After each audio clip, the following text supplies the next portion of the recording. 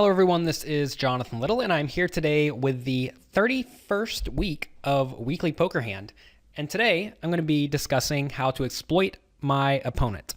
This hand is from the 2014 World Series of Poker main event, and I think this is a really good example of what your opponent does not need to be doing and also what you need to be doing.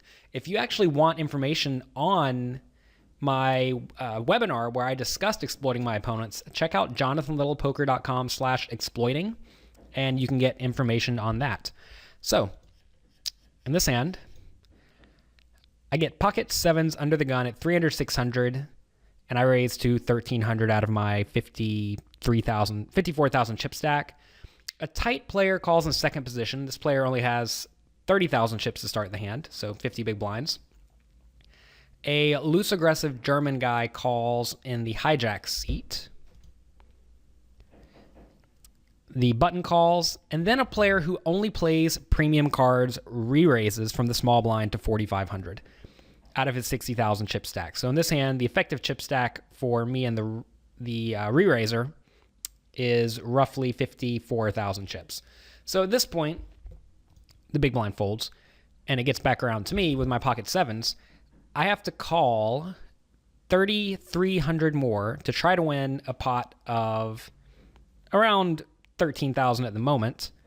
Plus, I have around 50,000 chips in implied odds. So that means I'm putting in 3,300 to try to win effectively 60,000 chips or so. So I'm getting about 20-1 implied odds. When my opponent makes it this small, especially whenever I know he plays almost entirely premium hands, this is a fantastic spot to call and try to flop a very strong hand. And a very strong hand with pocket sevens is, of course, three of a kind. So I'm going to do just that. I definitely am somewhat concerned that the player who called in a second position, the tight player, has a strong hand and may re-raise. But I think that would be a pretty bad play unless the tight player actually has something like exactly pocket aces or pocket kings, because the player who re-raises in the small blind is very, very tight. So you have to expect that that player has a very strong range. So anyways, I call. Sorry, it was 3,200 more, not 3,300 more, because I made it 13 instead of 12 pre-flop. And I was the only player who called, so everyone else folded, which is actually somewhat interesting to me, because I would expect that a lot of the players yet to act would have hands that could easily call a small re-raise, especially in position.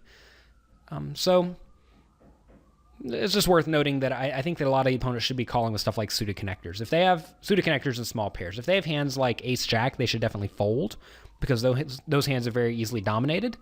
But with any sort of hand that has high implied odds, they should definitely be seeing a flop. So flop comes king 6-2, two diamonds. My opponent checks, and I decide to check behind.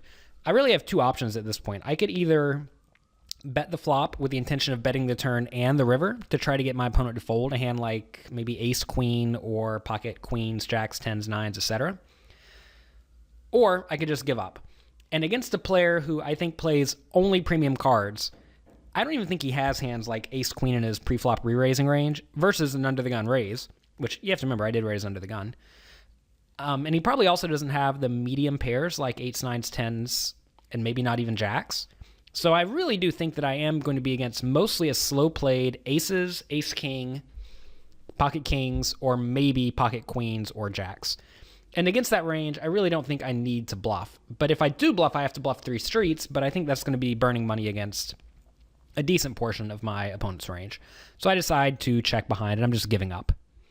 The turn's a seven of diamonds, so now there are three diamonds on the board. Obviously, I don't have a diamond. And my opponent bets 6,000 into the 13,500 chip pot. So now I am happy about this. I mean, I think my opponent's hand is at worst pocket queens or pocket jacks with a diamond, and at best he could have a set, of course, but that's somewhat unlikely. Of course, he could also have ace king of diamonds for a flush. The flop was king of hearts, six of diamonds, two of diamonds, then seven of diamonds on the turn. He could have that, and if he has that, I'm probably going to just lose a lot of chips. I'm not really trying to get away from my hand in that scenario. I think most likely, though, he has pocket aces or ace king, and against those hands, I'm obviously in fantastic shape. So I have to ask myself now, if I raise, will my tight opponent who only plays premium cards fold a hand like Ace of Clubs, Ace of Spades, or Ace of Spades, King of Clubs, or something like that? So basically just top pair or an overpair. And I think that most players who only play premium cards simply are not going to fold those hands, especially given that the flop checked through. So I think I need to put in a raise. So he made it 6,000, and I decide to make it 13,000. So a very small raise. A lot of players in my shoes think that they need to make it bigger to try to make their opponents fold or price out their opponent's draws. But really, if another diamond comes on the river, it's going to go check, check, and I'm either going to win or lose. And I'm not going to lose a big pot if he does improve on a diamond river. And if the river is not a diamond, I'm going to have the best hand, or at least play my hand like I have the best hand every time. So this is a scenario where I'm playing my hands as the effective nuts, and I don't really care if my opponent draws, because he's going to be drawing to 20% equity at best most of the time, and that's fine. I mean, he only has to call 6,000, or how much more is this? 7,000 more to try to win 13, 26, to win 32. So he's getting very close to break-even pot odds to call with a draw. So maybe I should have made it a touch bigger, maybe 14,000 or 15,000. But I'm fine with the small raise. I really just want to make it look like I'm trying to buy the pot or push my opponent around. And I don't want to let my opponent off the hook. I think that's really the main concern. I don't want to make it 24,000 and let my opponent fold. So my opponent does go all in. So he puts me all in for 36,500 more. And like I said, I am not folding this hand, even though I could easily be beat, right? My opponent could have ace, king of diamonds, maybe ace, queen of diamonds, maybe king, queen of diamonds, maybe pocket kings. But whatever. I think I'm going to be shown aces or ace, king a huge percentage of the time. So I happily call it off. Something also worth mentioning is that even if my opponent does have a flush, I still have plenty of equity. It's not like it's that big of a deal. I still have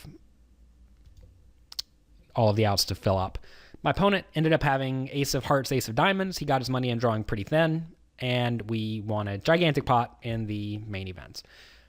The player actually in second position had pocket twos, and I think that player made a pretty big error as well, not calling pre-flop. Whenever he was getting very good implied odds, I think that that's the spot where he just has to call when facing a small re-raise. Interestingly enough, he would have made a set, and if he made a set on the flop three ways, he probably would have just bet the flop. Aces would have went it all in. I would have folded because I didn't have a set yet. And instead of me doubling up, the player in second position would have doubled up. So I got lucky twice in this hand, really, in that the player in second position did not see a flop, and I also got lucky that the player in the small blind did not bet on the flop. This is a very common scenario that comes up where the guy with pocket aces has a situation where if I do not improve, I'm not going to put any more money in the pot, which means that he might as well just bet on the flop and pick up the pot whenever I have the pocket sevens. But if he checks and I happen to improve, now all of a sudden I'm going to stack my opponent. And that's exactly what happened here. He got unlucky to run into a set. However, he let me get that set. And I think that's the spot where you have to recognize, normally you're not trying to make your opponents fold hands that are drawing thin. But if your opponent is not going to be bluffing you too often, which I certainly was not planning on bluffing in this scenario because I thought my opponent had a strong hand, you want your opponent to fold hands that have some number of hidden outs. And you have to realize that my opponent was actually against a bunch of hidden outs. He didn't know which ones he was against, but I could have easily had maybe pocket jacks or worse. And any of those hands, any of those cards could potentially be bad for my opponent if I was willing to put my stack in. So very big mistake by my opponent, and I paid attention to him, and I ended up exploiting him nicely, and we got a double up, whereas if I wasn't paying attention, maybe I would not have gotten the double up, or maybe if my opponent played better and didn't make his errors, I would not have gotten a double up as well. So again, if you want to check out the webinar where I dig deep on how to exploit various opponents, either very tight players, very loose aggressive players, calling stations, etc., definitely check out my webinar at jonathanlittlepoker.com/exploiting. Thank you very much for watching, and I will talk to you next week.